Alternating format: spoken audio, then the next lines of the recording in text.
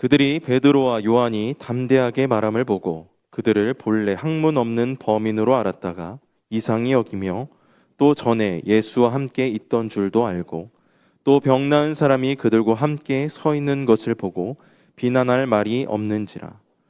명하여 공회에서 나가라 하고 서로 의논하여 이르되 이 사람들을 어떻게 할까? 그들로 말미암아 유명한 표적 나타난 것이 예루살렘에 사는 모든 사람에게 알려졌으니 우리도 부인할 수 없는지라. 이것이 민간에 더 퍼지지 못하게 그들을 위협하여 이후에는 이 이름으로 아무에게도 말하지 말게 하자 하고 그들을 불러 경고하여 도무지 예수의 이름으로 말하지도 말고 가르치지도 말라 하니 베드로와 요한이 대답하여 이르되 하나님 앞에서 너희의 말을 듣는 것이 하나님의 말씀을 듣는 것보다 옳은가 판단하라. 우리는 보고 들은 것을 말하지 아니할 수 없다 하니 관리들이 백성들 때문에 그들을 어떻게 처벌할지 방법을 찾지 못하고 다시 위협하여 놓아 주었으니 이는 모든 사람이 그 된 일을 보고 하나님께 영광을 돌림이라. 이 표적으로 병 나은 사람은 40여세나 되었더라. 아멘. 오늘 이 자리에 나오신 사랑하는 성도들을 주님의 이름으로 축복하며 환영합니다.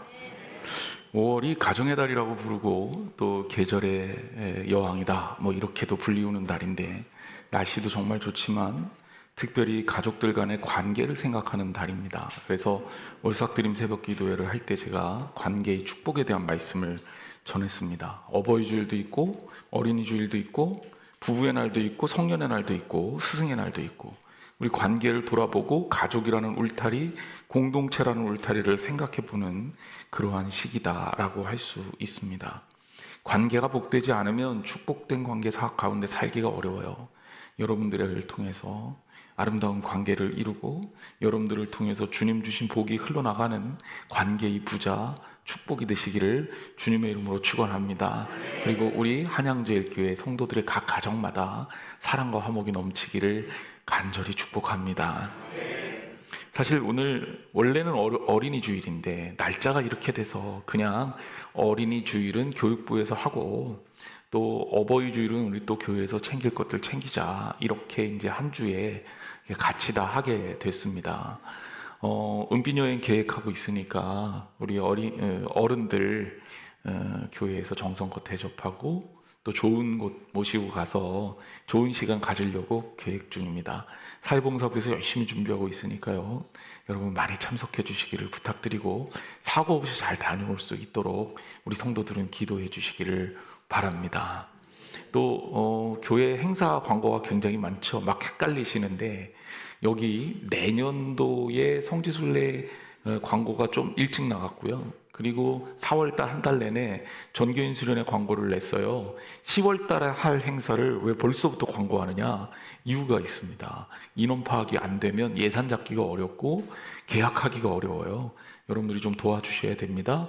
10월 3일과 4일 이틀에 걸쳐서 수련회를 할 계획인데 3일 공휴일을 정했어요. 4일날 휴가 내기 어려우시잖아요. 그래서 모든 행사를 거의 다 3일날 할 겁니다.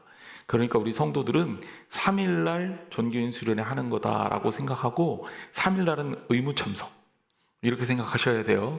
다른 계획 잡지 마세요. 어디 놀러 가실 계획 잡지 마세요. 갔다가도 월요일날 오세요. 3일날은 전교인 수련회 날입니다.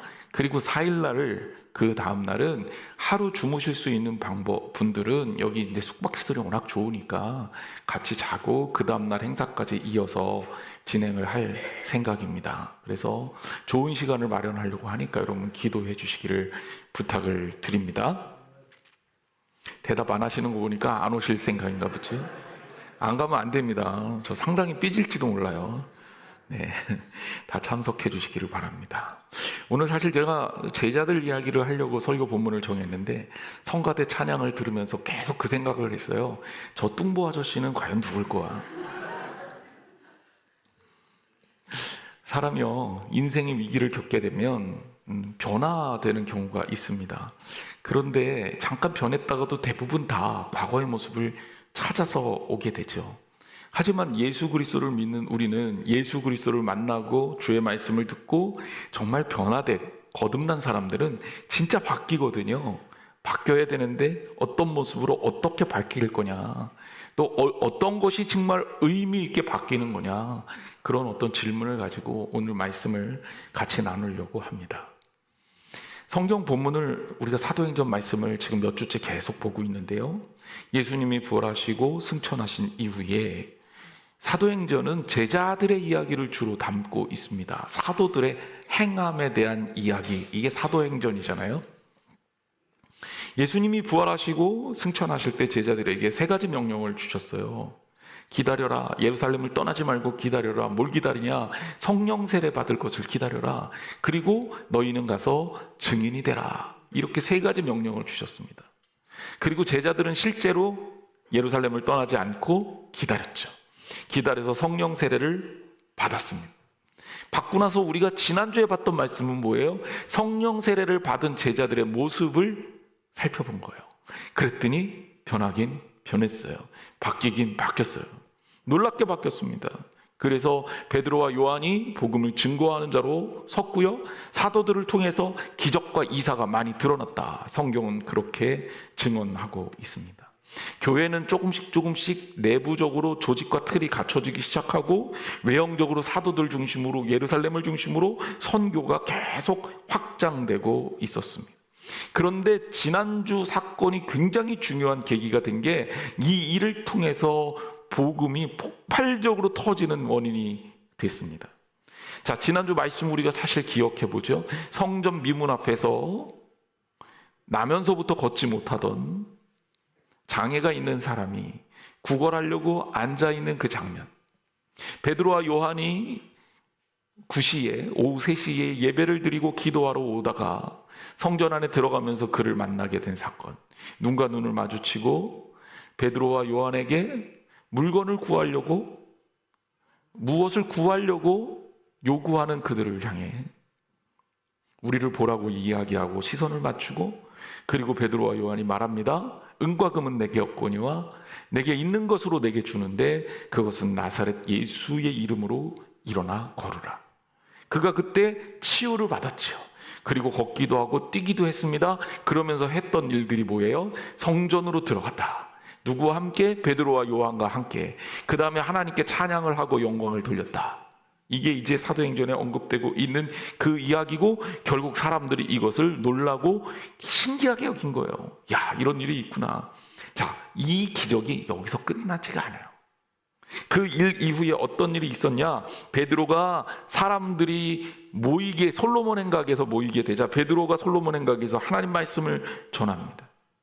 베드로의 입술을 통해서 전해진 하나님 말씀을 통해 놀라운 기적이 벌어졌는데, 얼마나 놀라운 기적이 벌어졌냐? 그 베드로의 설교를 듣고 하나님 앞에 돌아오고 회심하고 예수 그리스도를 믿는 사람의 숫자가 남자만 5,000명이라고 했습니다. 그러니 그냥 일반적인 통계로 잡으면 10,000명이 넘는 인원이 예수 그리스도를 영접하게 된 겁니다.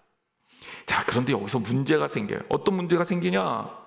당시에 정치적 종교적 권력을 잡았던 사두개인들, 이 사두개인들이 사도들을 싫어합니다. 사두개인들이 왜 사도들이 이렇게 하나님 말씀, 예수님 말씀 전하는 걸 싫어했는지 사두개인들에 대해서 잠깐 알아보고 가도록 하죠. 우리가 성경에 보면 예수님 당시에 종교 파가 4파가 있었어요. 쪽파, 양파 이거 아니고요. 쪽파, 양파, 대파 이거 아니고, 일단 사두개파가 있었습니다. 바리새파가 있었어요. 그리고 에세네파가 있었어요. 그리고 젤로파가 있었어요. 자, 젤로파와 에세네파는 다음 기회에 설명하도록 하고, 사두개파와 바리새파만 설명을 할게요. 바리새파는 여러분 알잖아요. 예수님 쫓아다니면서 사사건건 시비 걸고 왜 제자들은 금식 안 하냐고 따져들고 그러면서 제일 귀찮게 했던 사람. 초대교회 성립 때도 바울이 바리새파 출신이었어요. 예수 믿는 사람들을 핍박하는데 제일 열심히 했던 사람이 바리새파 사람들이에요. 바리새파 사람들은 종교적으로 인기를 한 몸에 얻고 있었던 사람이에요. 근데 예수님이 와서 백성들의 이목이 쏠리자 그를 싫어하게 되고 예수님을 십자가에 못 박는데 일조하게 됐던 그룹이 됩니다. 근데 바리새파하고 굉장히 사이가 안 좋았던 종교 그룹이 있었는데 이게 사두개파예요. 이 사두개파는 어떤 사람들이냐? 출신으로 따지면 가장 왕 출신이 좋아요. 일반적으로 사두개라는 말 자체가 어디서부터 온 말이냐면 다윗과 솔로몬 시대 때 대제사장 역할을 맡았던 사람이 있어요. 그 사람이 누구냐면 사독이라는 대제사장입니다. 그러니까 우리는 사독 대제사장의 후손들이야 라는 정체성을 딱 가지고 있는 거예요. 자, 그러면 사두개파 사람들은 주로 어떤 사람들이 많겠습니까? 제사장들이 많은 거죠. 레위지파 사람들이 많은 거죠. 그럼 이 사람들이 어떤 자부심을 갖고 있느냐? 이 사람은 유대인들의 신분적으로 따졌을 때 가장 상위 계층에 있는 귀족 계층이다라고 할 수 있는 사람들이에요. 근데 물론 사두개파가 다윗 솔로몬 시대 때 형성된 거 아닙니다. 언제 형성이 되기 시작했냐면 유다가 망하죠. 유다 망하고 아수르 제국 들어오고, 그 다음에 아수르 제국 망한 다음에 바벨론 제국 들어오고, 바벨론 제국 망한 다음에 페르시아 제국이 들어옵니다. 페르시아 제국 망하게 만든 나라가 어디예요? 헬라 제국이 들어와요. 이 헬라 제국, 여러분들이 알다시피 알렉산드로스라는 어마어마한 대왕이 페르시아를 무너뜨리고 인도까지 진격하다가 죽었지만 헬라 제국 거대한 땅덩어리를 남긴 것 아닙니까? 이 헬라 제국 시기에 주로 이 헬라 제국 사람들의 통치 개념은 유대인들이 믿고 있던 하나님에 대한 신앙을 부정하도록 가르쳤습니다. 이 유대인들이 페르시아까지는 참았는데 헬라 제국 시기에 못 참고 운동을 해요. 그 독립운동을 실제로 해서 성공을 시킵니다. 이게 바로 마카비 반란이고, 그때 마카비 왕조가 설립되고 하스모니안 왕조가 그 통치 세력으로 자리 잡게 되죠. 이때 이 마카비 반란의 주도적인 세력, 그리고 그때 그 리더들, 이 사람들이 주로 사두개파 사람들이 된 거예요. 근데 이 마카비 반란으로 설립된 이 나라가 언제 망하냐? 80년밖에 못 버티고 로마 제국한테 망하게 돼요. 그리고 로마 제국이 망하면서 이 사두개인들은 정책을 바꿉니다. 어떻게 바꾸냐? 친로마 성향으로 딱 바꿔요. 그래서 정치인들한테 딱 달라붙어서 유대인들 중에 최상위 계급을 형성한 종파가 사두개파 사람들입니다. 그러니까 이 사두개파 사람들은 어떤 사람이야? 종교적으로는 굉장히 보수적이에요. 그냥 모세오경밖에 받아들이지 않아요. 뭐 뒤에 나오는 예언서, 시편 받아들이지 않아요. 모세오경만 율법이고 그것만 우리는 인정한다. 그 제사장들답게 빡빡한 거죠. 아까도 얘기했지만 정치적으로는 친로마적이에요. 그래서 지금 현 시대에 누리는 권력들을 다 누리고 있습니다.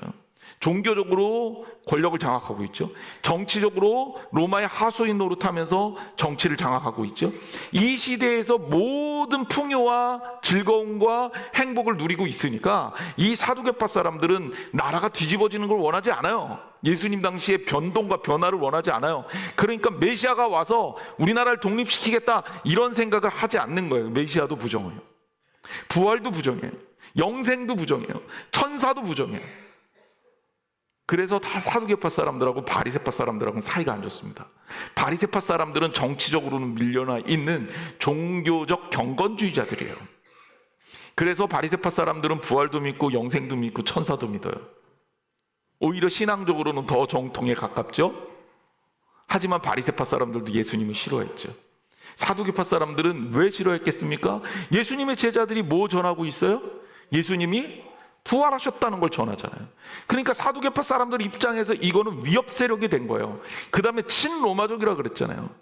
그러니까 혹시라도 이것이 반란의 씨앗이 될까봐 이것도 싫었던 겁니다. 사실은 예수 그리스도를 죽이는 데 있어서 사두개파 사람들하고 바리새파 사람들, 이 강력한 종교 정치적 권력을 잡은 사람들이 결탁을 해서 예수님을 십자가에 못 박은 그 주도적인 세력이 됐던 거고요. 이들이 예수님의 제자들이 복음을 전하는데 거의 첫 번째 공식적 박해자가 됩니다. 예수님의 제자들이 예수 그리스도의 부활을 전하는데 이거를 좋게 볼 리 없지요. 곱게 볼 일 없지요.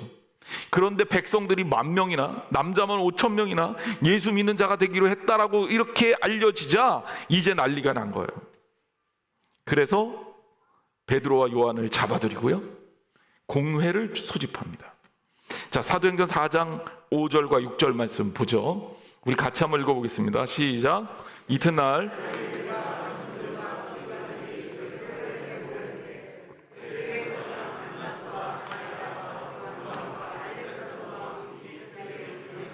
다 참여해요. 자, 이 얘기는 뭐냐면 관리, 장로, 서기관들이 예루살렘에 다 모였습니다. 뭐 때문에 모였냐? 베드로, 요한 재판하려고 모인 거예요. 여기에 대제사장 안나스도 모였고 가야바도 모였고 요한과 알렉산더와 및 문중이 다 참여했어요. 사실 이 공의회, 사내들인 공의회를 열게 되면 이렇게 많은 사람들이, 이렇게 많은 권력가들이 싹 다 참석하기가 쉬운 일이 아니에요. 그런데 얼마나 위기감을 많이 느끼고 있었냐면 이것들 다 참석한 거예요. 그래서 이들이 베드로와 요한을 놓고 공회에서 협박과 회유를 하며 그들을 설득합니다. 원래는 처음에 이들이 베드로와 요한에게 죄를 뒤집어 씌우려고 했어요. 근데 죄를 뒤집어 씌우려고 그랬는데 뭐 씌울 죄목이 없잖아요. 병자 고쳤다고 감옥에 넣으면 말이 안 되잖아요. 이게 사기면 잡아놓겠지만 그 옆에 실제적인 증거자가 있으니까 잡아 넣을 수도 없는 거예요. 그래서 공격하다가 안 돼서 나가라 그런 다음에 자기들끼리 의논합니다. 의논한 내용이 이겁니다. 사도행전 4장 17절 말씀이에요. 이것이 민간에 더 퍼지지 못하게 그들을 위협하여 이후에는 이 이름으로 아무에게도 말하지 말게 하자 하고 그들을 불러 경고하여 도무지 예수의 이름으로 말하지도 말고 가르치지도 말라 하니. 자, 이들의 목적은 첫 번째 뭡니까? 예수 그리스도를 전하는 이것을 트집 잡아갖고 이들을 죄인의 신분으로 전락시키는 게 첫 번째 목적이었는데 성립이 안 돼요. 그리고 나서 두 번째 목적은 뭐냐?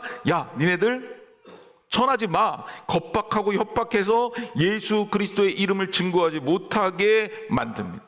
여러분, 이게 공회에서 열려진 곳에 온갖 정치적인 귀족들과 종교적인 높은 사람들이 참석해서 동시에 베드로와 요한을 압박하는 겁니다. 굉장히 어려운 일을 지금 직면해 있는 거예요. 그런데 예수님의 제자들이 달라졌어요. 달라졌다고 얘기했지 않습니까? 성령 세례를 받은 이들이 달라졌어요. 성령 세례는 불 세례라 그랬죠. 불은 모든 것을 태운다는 거예요. 모든 것을 태우면 다 비워요. 내 것이 다 없어지는 거예요. 거기에 성령님께서 채워주시는 역사가 있는 겁니다. 그러니 이전과 분명히 다른 모습을 보여주고 있습니다.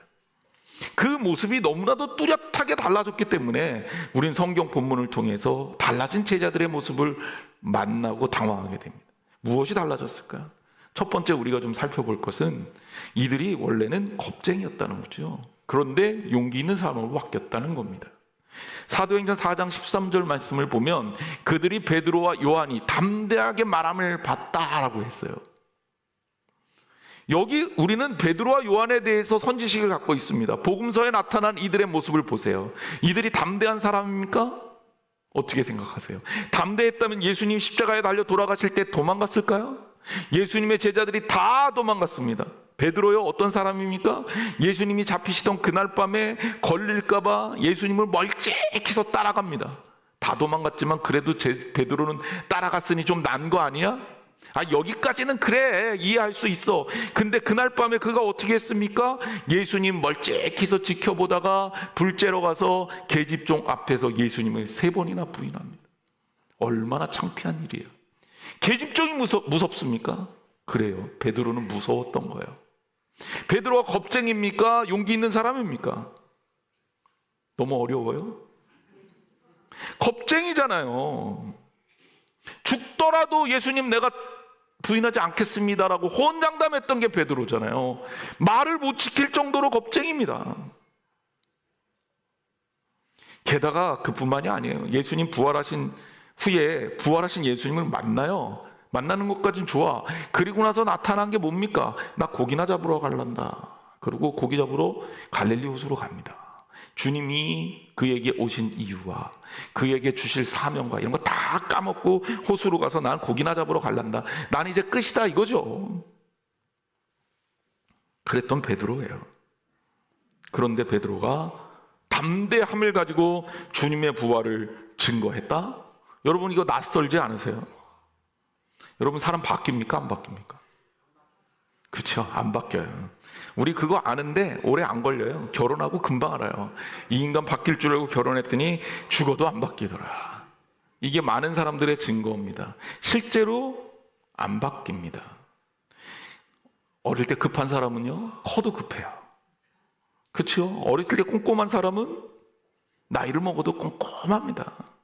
어렸을 때 겁 많던 사람이 나이 먹으면 겁이 없어집니까? 나이 먹으면 더 겁쟁이가 돼. 안 바뀌니까 우리가 성격이라는 단어를 쓰는 거예요. 성격이라는 말이 여기서 이랬다 저기서 저랬다 이러면 성격이라고 안 하죠. 성격이라는 말은 그런 경향성이 있다라는 얘기예요. 그래서 영어로 성격을 personality라고 합니다. personality의 단어 person이라는 단어는 사람을 뜻하는 단어인데 이게 어떤 의미입니까? 개인을 나타낼 때 쓰는 단어예요. 인류 전체를 나타낼 때 human, 사람들의 모인 군집을 보통 나타낼 땐 people이라는 단어를 많이 쓰고요. 한 개인, 한 사람 이거 얘기할 때는 거의 person이라는 단어를 씁니다. 그 person이라는 단어에 personality 붙여서 명사형을 만들어서 개인적인 성향, 개인적인 사람의 본질, 정체성을 나타내는 단어가 성격이라는 단어인 거죠. 그래서 우리는 그 사람의 성격에 따라 그 사람의 행동을 유추할 수 있습니다. 적극적인 사람은 적극적인 성격을 가졌구나. 소극적인 사람은 소극적인 성격을 가졌구나. 자, 베드로와 요한의 성격을 기준으로 해서 지금 이 상황이 이해가 됩니까? 안 됩니까? 안 되는 거예요. 왜냐하면 바뀔 수가 없다고 생각하는데 그들의 생각에 그들이 보였던 행동으로 따져봤을 때 뭐가 정상이냐면 이 자리에서 덜덜 떨거나 도망가거나 회피하거나 아니면 적어도 이렇게 했을 것 같아요. 안 할게요. 안 할 테니까 이번만 봐주세요. 그러고 가서 그래도 나는 예수님의 제자니까 복음 전할란다. 이렇게 했을 수도 있는 거죠. 갈릴레오 갈릴레이가 그랬다는 거 아닙니까? 지구가 돈다 그랬더니 종교재판이 벌어졌다고. 교회에서 종교재판을 하니까 갈릴레오 갈릴레이가 앞에 가서는 너 지구가 돈다고 생각하냐? 아니요, 지구가 돈다니요. 그럴 일이 있을 수가 있습니까? 라고 자기 주장을 다 뒤집어서 얘기해 놓은 다음에 그리고 성당 앞에 가서 뭐라 그랬다 그래요? 나오면서 그래도 지구는 돈다. 이게 이제 일반적인 사람들의 태도 아니에요?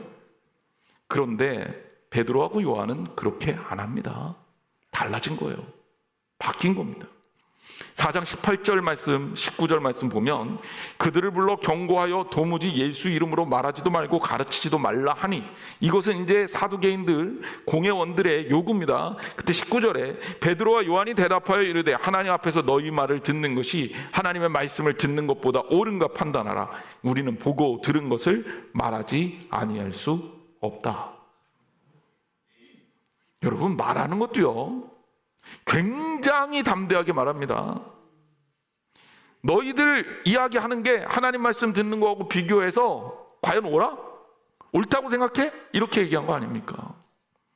우리는 보고 들은 것을 말하지 않을 수 없어. 내 안에 살아계신 예수 그리스도를 부정할 수 없어. 그분이 부활하셨고 살아계셔. 두려움 없이 당당하게 이야기한 거예요. 여러분, 예수 믿으면 바뀌어야 되잖아요. 변화되어야 되잖아요. 많은 사람들이 나 원래 이런 사람이라 이거 못해요. 나 원래 그런 사람 아니에요. 근데 여러분 기억하십시오. 하나님이 원하시면, 하나님이 붙드시면 안 될 것 같은 일이 우리에게 벌어진다는 것, 놀라운 기적과 같은 역사가 일어난다는 것, 그러므로 우리 두려워하지 말고 하나님의 역사에 전적으로 우리를 맡겨야 할 줄 믿습니다.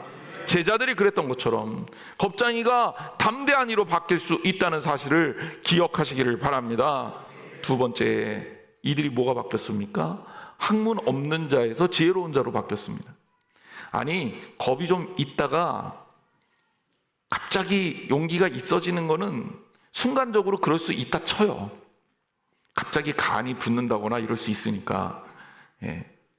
재미없군요.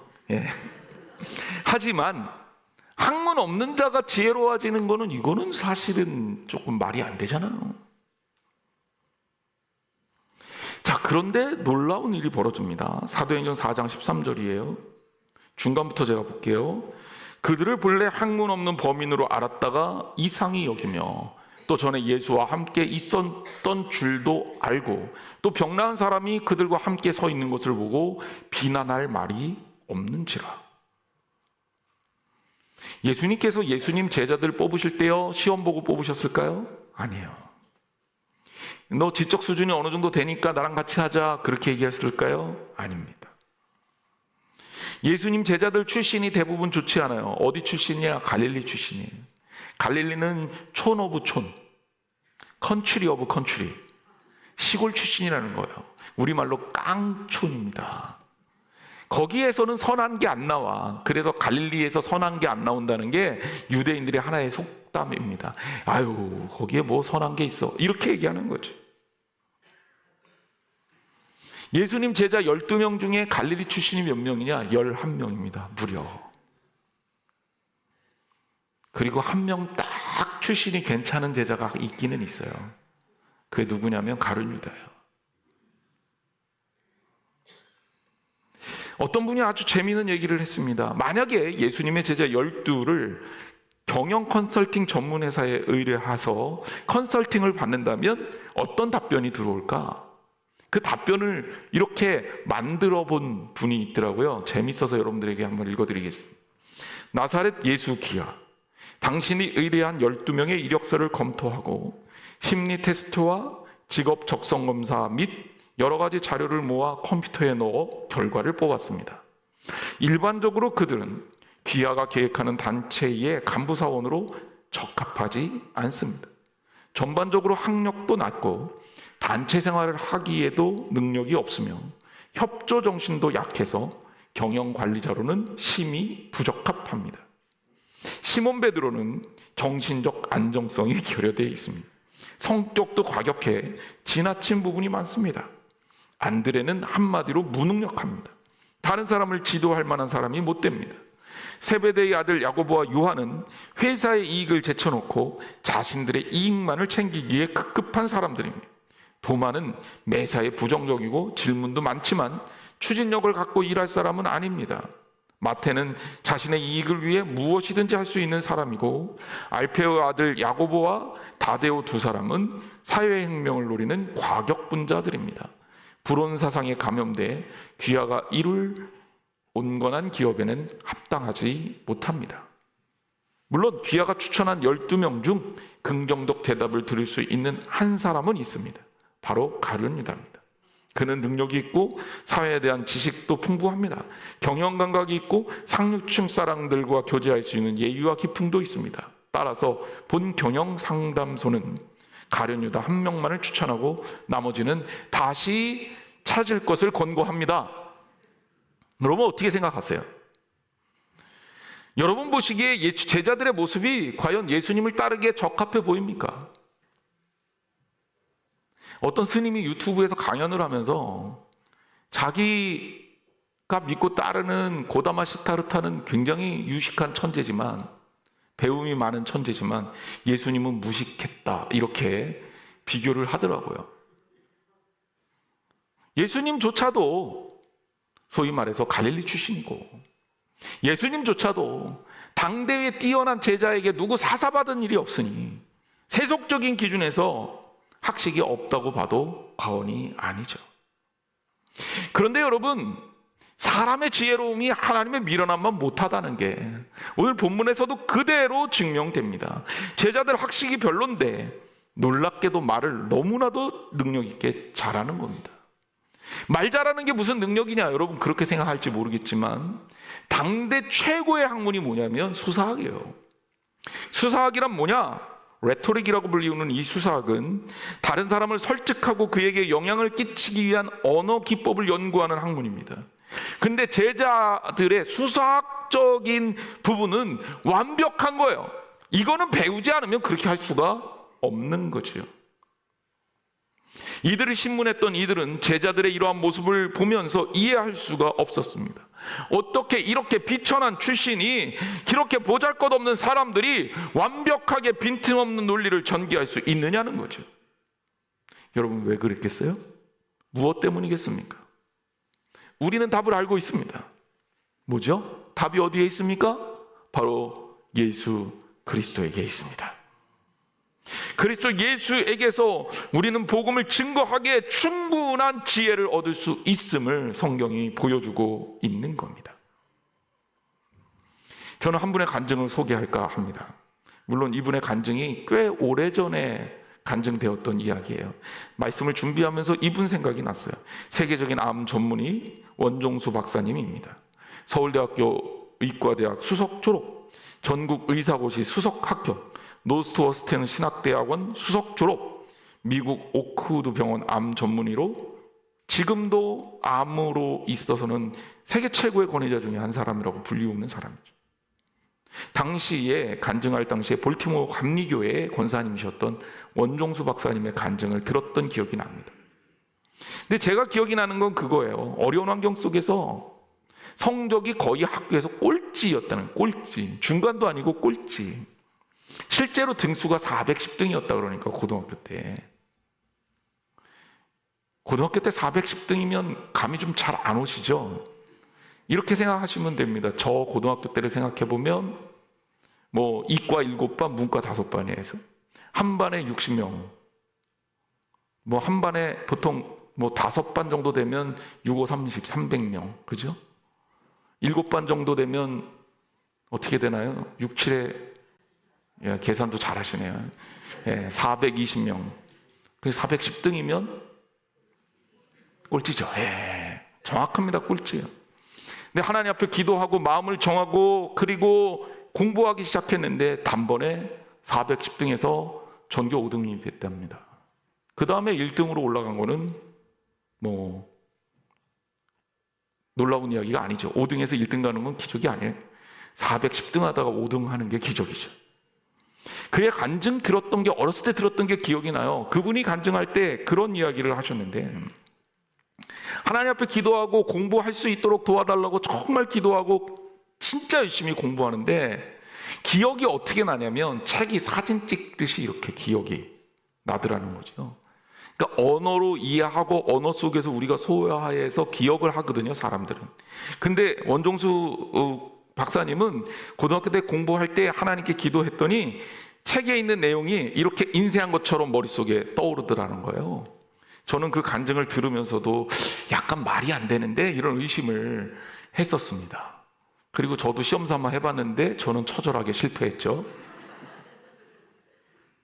근데 나중에 심리학 공부를 해보니까 그게 불가능한 얘기가 아니에요.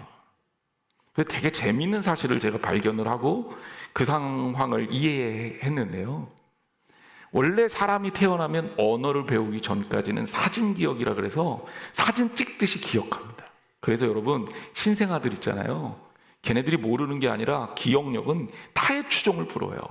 정보를 어떻게 습득하냐면 사진 찍듯이 습득합니다.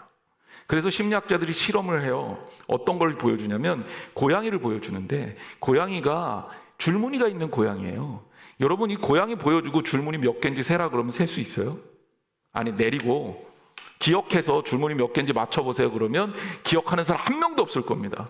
왜 우리는 어떻게 기억하냐면 아 고양이를 봤어, 고양이가 이렇게 생겼어 라는 신호로 언어로 기억을 하기 때문에 그래요. 근데 신생아들은 언어를 배우기 전이잖아요. 그때 신생아들은 어떻게 기억하냐면 사진처럼 기억합니다. 이걸 사진 기억이라 그래요. 이게 있다니까요. 그래서 신생아들은 고양이 꼬리에 줄무늬가 몇 개인지를 알고 있다는 거죠. 그런데 사람이 언어를 배우면 이걸 다 까먹는 거예요. 그 원종수 박사님에게 하나님께서 주신 능력은 어렸을 때 잊어버렸던 이 사진 기억을 되살려 주신 거다. 이렇게 생각하니까 말이 되더라고요. 하나님이 하신다면 안 되는 게 아니라 할 수 있는 겁니다. 하나님이 필요하시면 우리에게 어떤 것이든지 해주세요. 저도 그래요. 저 어렸을 때요. 남들 앞에 서서 이렇게 얘기하는 거 얼굴 빨개지고 부끄러워서요. 도망 다녔던 사람이에요. 안 믿으시는데 진짜야. 근데 제가 이렇게 뻔뻔하게 얼굴도 안 빨개지고 설교 잘하잖아요. 이것도 일종의 기적인 거지. 하나님이 필요하니까 할 수 있게 해주신 겁니다. 여러분, 결론적으로 우리가 생각해 봅시다. 세상은요, 우리에게 결코 쉽지 않은 시험들을 줍니다. 여러 가지 면에서 어렵지요. 어린 시절에 커가면서 공부 좀 안 했으면 좋겠다. 공부가 시험이었고. 직장 다녀봐요. 옛날에 공부할 때가 좋았어. 그러고 직장 다니고요. 경제적으로 좀 여유가 있어지려고 그러면 또 뭔 일이 또 계속 생기고요. 그리고 또 건강 문제도 대두되면서 쉴 새 없이 문제와 문제거리들 속에 살고요. 그것과 씨름하며 싸워가며 우리는 오늘날 이 시대를 삽니다. 그러니 참 힘들고 어렵다라는 고백을 할 수밖에 없는 거죠. 더구나 크리스찬이 된다는 것은 여기에 플러스 알파로서 짐을 얹게 돼요.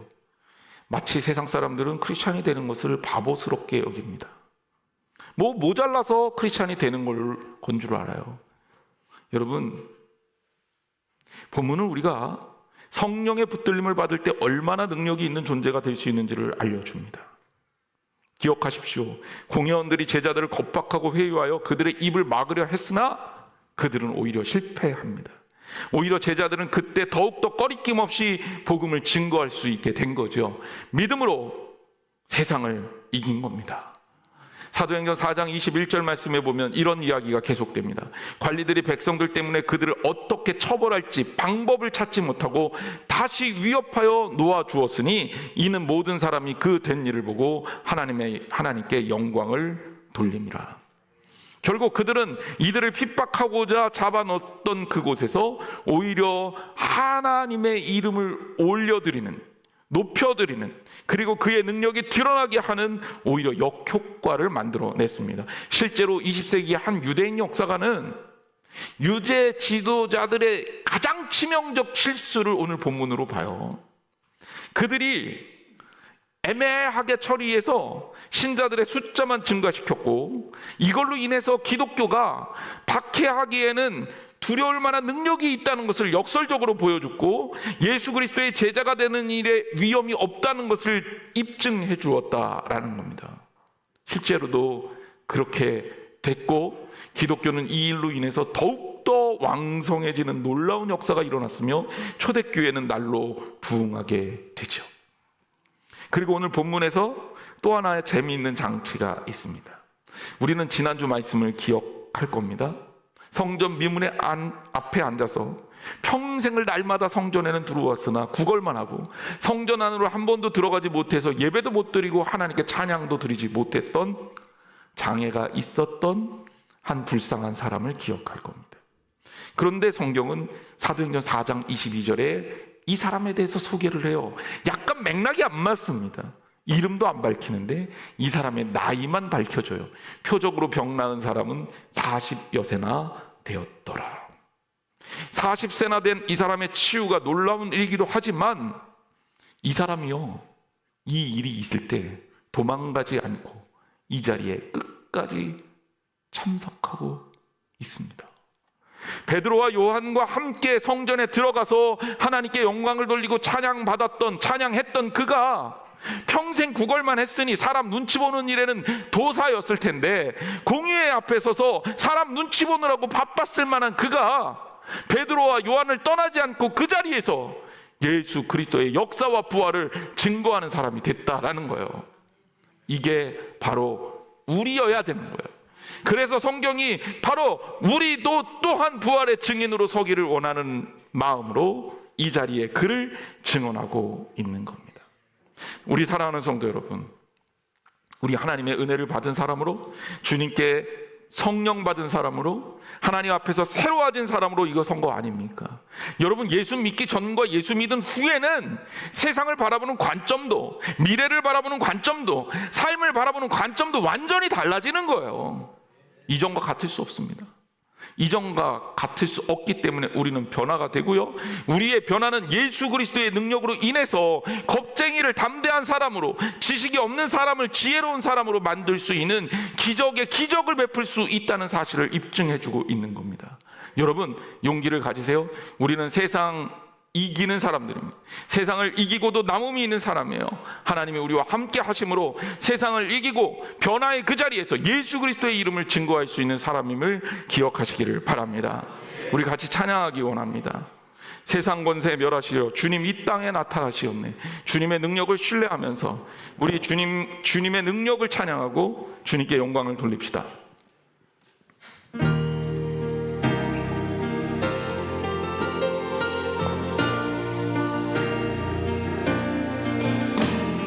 세상 권세 멸하시려 주님 이 땅에 나타나시옵네. 우리 안에 계신 주 즐겁게 찬양해. 주의 나라 거하니 죄악을 이기셨네. 죄악을 이기셨네. 할렐루야 이기셨네. 죽음을 승리로 할렐루야 승리로. 모든 질병 고치셨네. 할렐루야 고치셨네. 주 다스리시네. 다시 한번 세상 권세. 세상 권세 멸하시려 주님 이 땅에 나타나시었네. 우리 안에 계신 주 즐겁게 찬양해. 주님 나라 거하니 죄악을 이기셨네. 할렐루야 이기셨네. 죽음을 승리로 할렐루야 승리로 고치셨네. 할렐루야 고치셨네. 주 다스리시네. 다시 한번 죄악을 이기셨네. 죄악을 이기셨네. 할렐루야 이기셨네. 죽음을 승리로 할렐루야 승리로 모든 질병 고치셨네. 할렐루야 고치셨네. 주 다스리시네. 한 번만 더 합시다. 죄악을 이기셨네. 할렐루야 이기셨네. 죽음을 승리로 할렐루야 승리로. 모든 질병 고치셨네. 할렐루야 고치셨네. 주 다스리시네. 우리 하나님 앞에 함께 기도하는 시간 잠깐 갖겠습니다. 우리가 이 땅을 살아가면서 얼마나 겁쟁이로 살았는지 몰라요. 몸에 조금만 이상이 생기면 걱정이 돼서 견딜 수가 없고 잠을 못 잘 정도로 힘들었고, 내가 가진 재산이 조금이라도 위협을 당할까 하면 그것 때문에 마음이 불안해서 원망하고 또 때로는 불안해했습니다. 가족들 간의 관계에서도 마찬가지입니다. 관계가 너무 어렵고 힘들었죠. 하지만 여러분, 이제 주님 앞에서 변화된 삶으로 살아가시기를 바랍니다. 모든 질병도, 모든 죄악도, 모든 상황도 주님이 함께 하시면 고쳐지고 물리쳐질 수 있다는 사실을 기억하시기 바랍니다. 주님 우리를 승리자로 만드실 것입니다. 우리 함께 주여 세 번 뜨겁게 부르시고 기도하겠습니다. 주여, 주여.